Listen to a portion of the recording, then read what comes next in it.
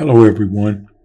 Today we're diving deep into an incredibly important topic: core emotional wounds and their impact on our lives. If you've ever felt like you're not enough or you're not lovable, stick around. We're going to unpack this together.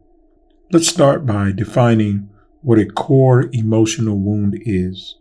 These wounds typically stem from relationships in our childhood, especially with our parents.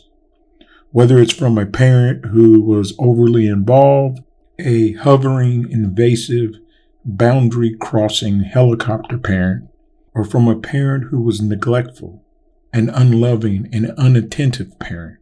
These experiences leave lasting scars. Now, how do we cope with these emotional wounds as we grow older?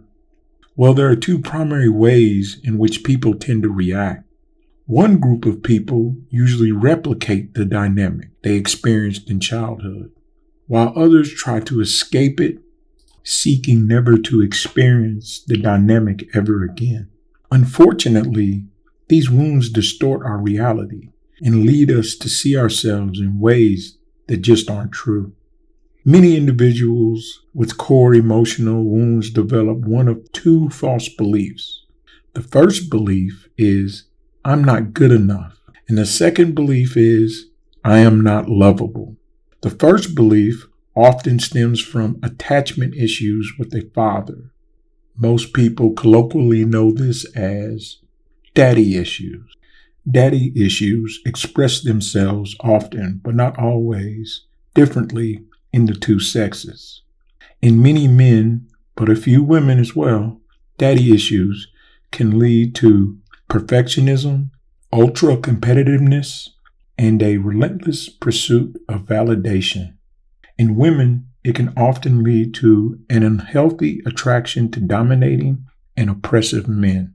The second belief, often rooted in wounds from the mother, also known as mommy issues, again express themselves often but not always differently in the two sexes. In many men, mommy issues leave them attracted to women who struggle in life, who they perceive as in need of saving. These men hope to save a woman from her unfortunate choices in life and unfortunate circumstances.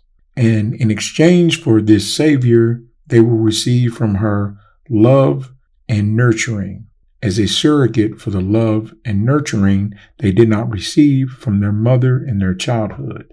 This rarely works out.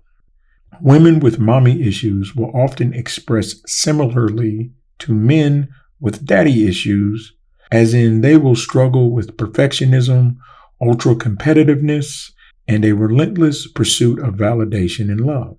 They will seek out partners who they can fix and nurture from perhaps a bad boy into a man they were truly meant to be.